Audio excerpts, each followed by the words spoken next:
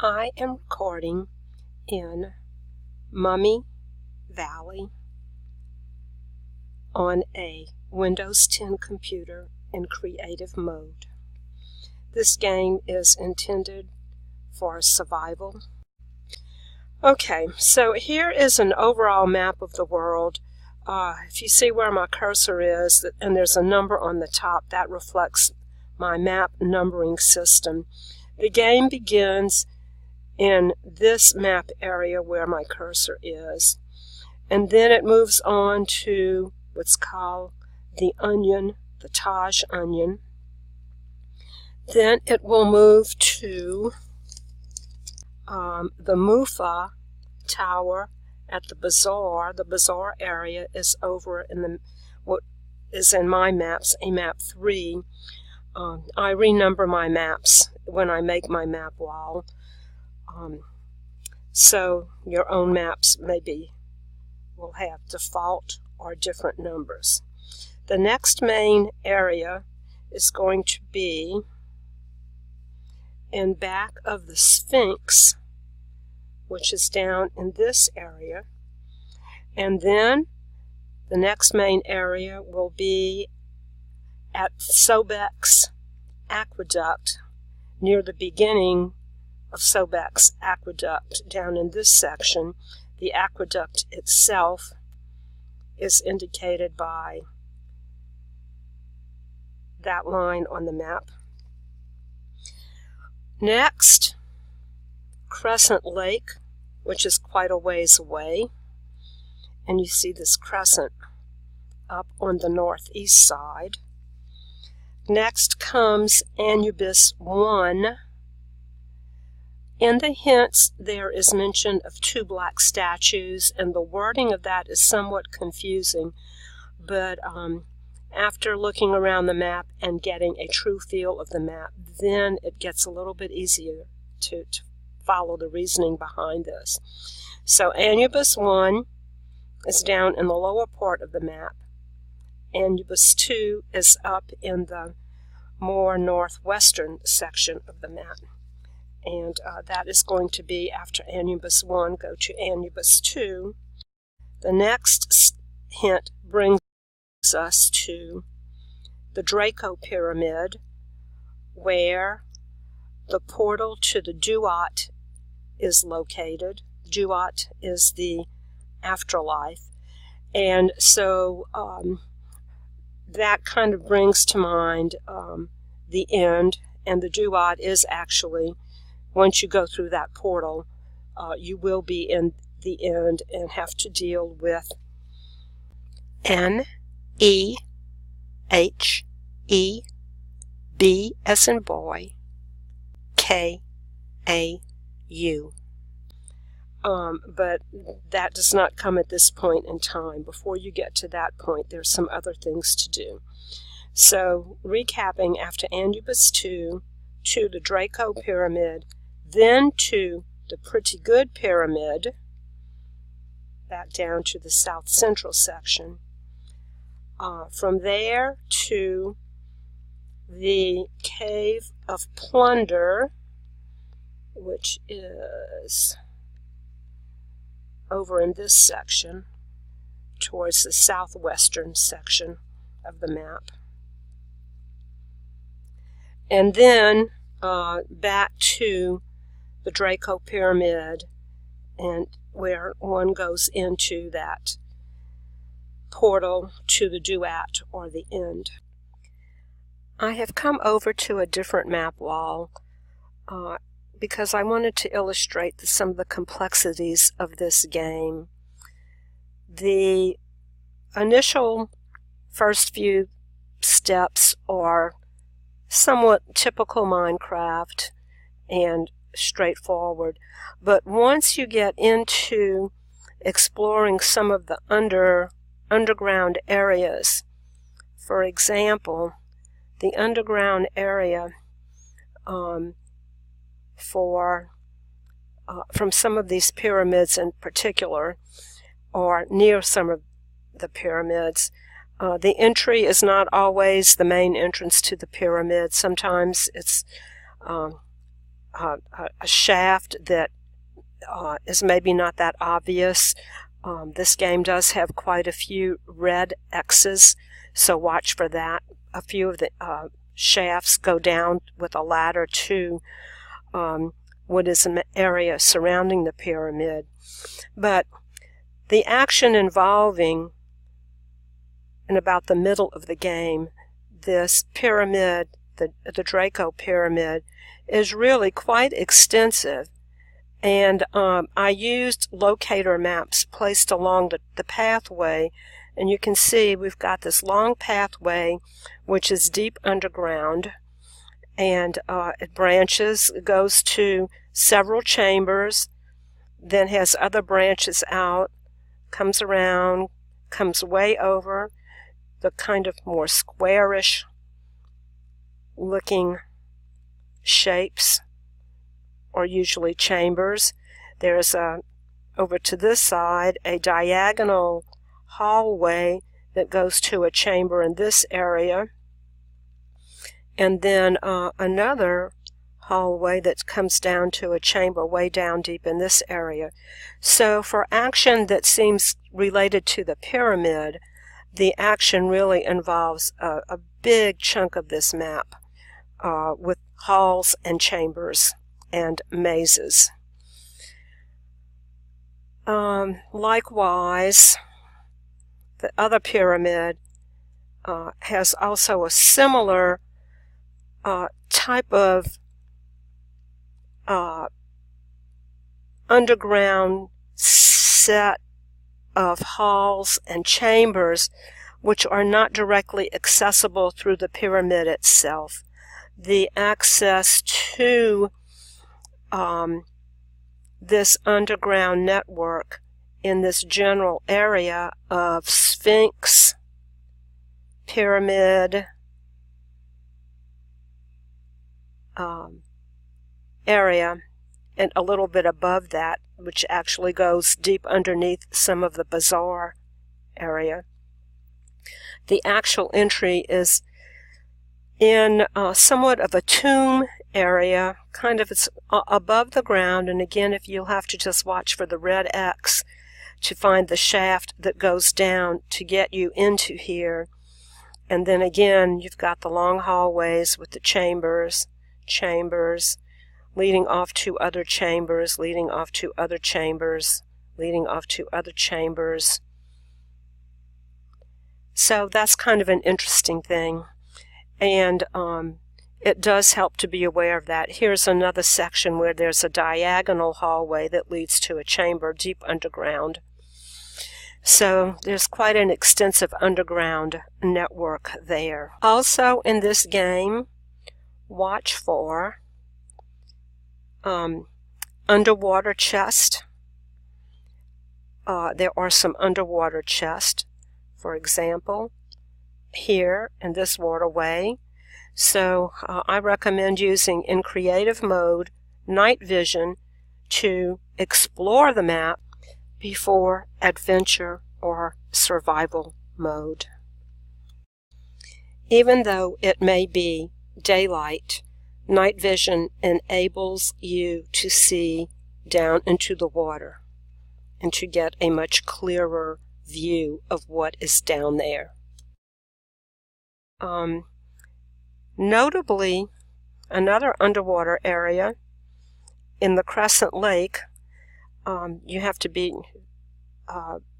very astute to look down deep into the lake. You will have to go down into the lake, look for the red X, and through the center of that red X, that leads to an important area that has lots of equipment. It has about at least four levels of somewhat square chambers, and each of the chambers has a chest, one or more chests on each wall. So that's quite a few chests down in there. Likewise,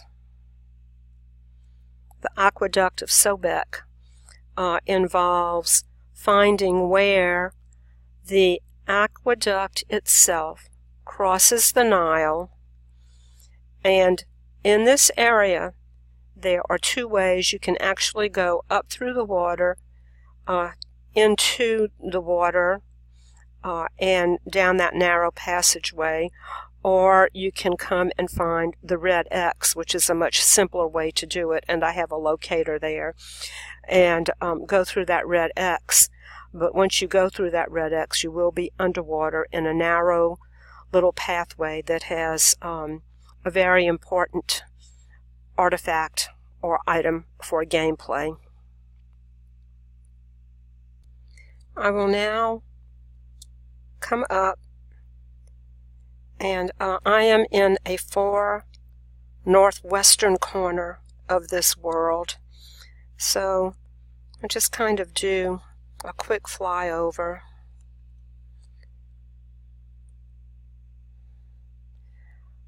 In a subsequent video, I'll come back and do some of this showcase area that I have created for this game. There are about 14 factoid books, which are in the form of scrolls. For this game, there are 14 hints for this. There are 9 hints for this game, and then an additional The End scroll that kind of is almost another hint within itself. And there are 14 scrolls with lore, books with lore. I have found almost everything except I am missing Factoid 4 and Factoid 10. I have not been able to find those books.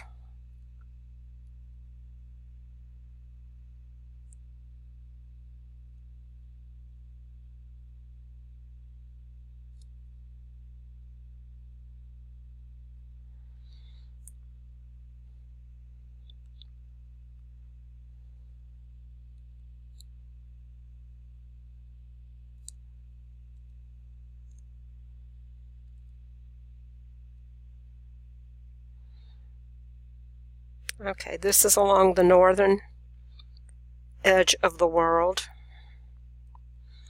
I have created some sea lantern columns as markers for myself. So there was the Anubis, the second Anubis, the Draco Pyramid,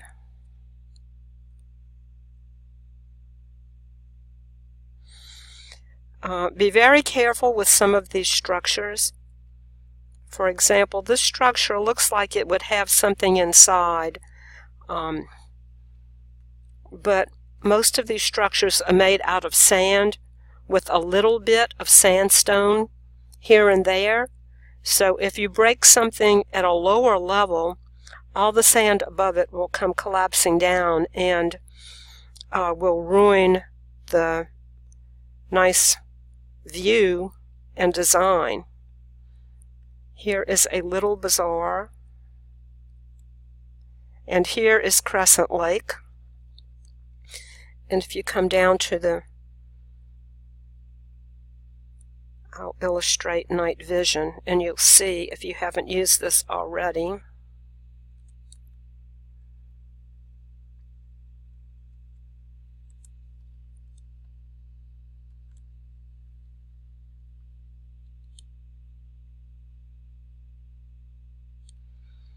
you can see how much of a better view is possible if you want to explore. Come back up. There is another lake called Nathis, N-A-T-H-I-S lake.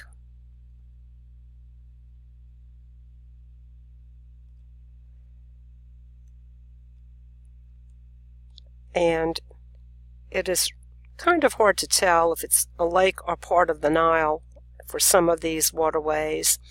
The interesting thing about Nathis Lake is that at this house there is an underwater chest,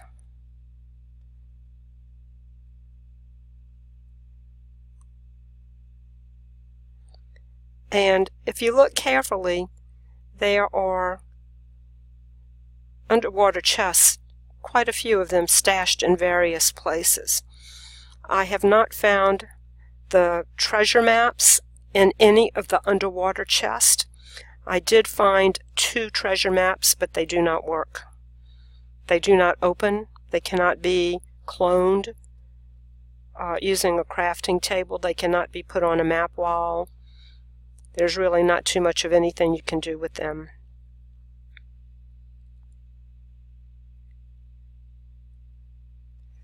Okay, there's the Sphinx.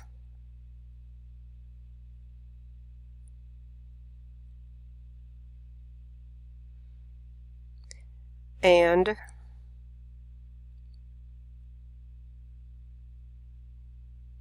here is, I suppose, is what possibly a giant tomb. One of the hints refers to deep down in a pharaoh's tomb beneath the pyramid, but the tomb is not beneath the pyramid. It is a structure unto itself, and the only way to get deep down in there is through that center of the red X. And there's the pyramid. So that was a very confusing aspect.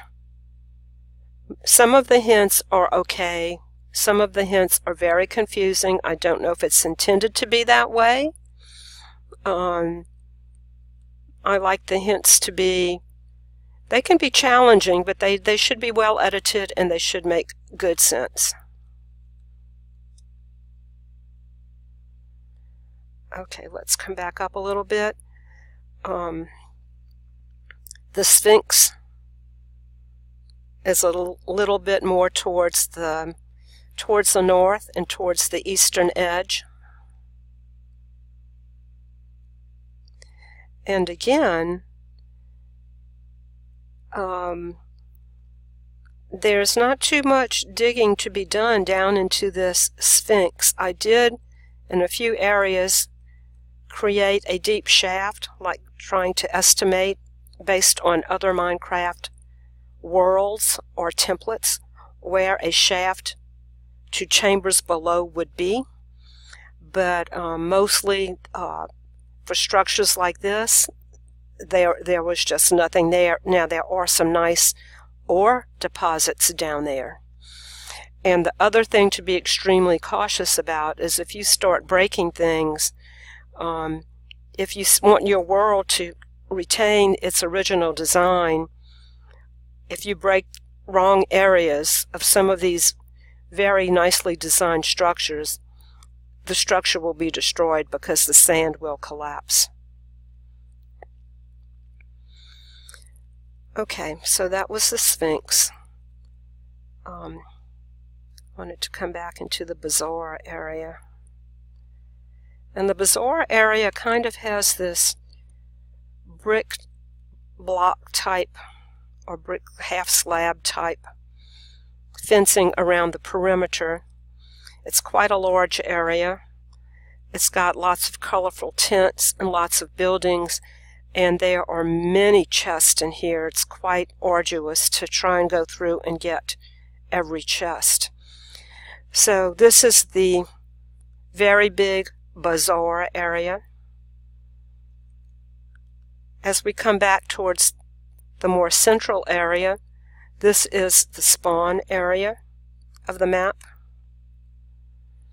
And there are introductory books and instructions within the chest in this area. The red onion is kind of obvious. This kind of big major structure over here. If you are good at parkour and can jump without falling, that is a nice feature. I am not, but it is a nice feature. And let's go down to the aqueduct. That's more on the western edge, the lower western corner towards the western edge. And here you can see on the map wall, what looks brown here was blue.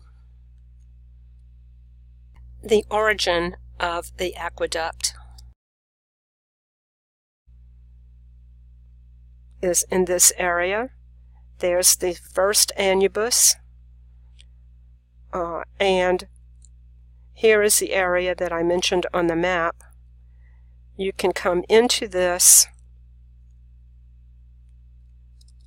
If you come down into here, you can go through down into the water and through a narrow pathway into this aqueduct of Sobek. Has a nice sign on it. Or you can just come to the middle of this red X, go down below, and that will be helpful. And then this goes back northwards.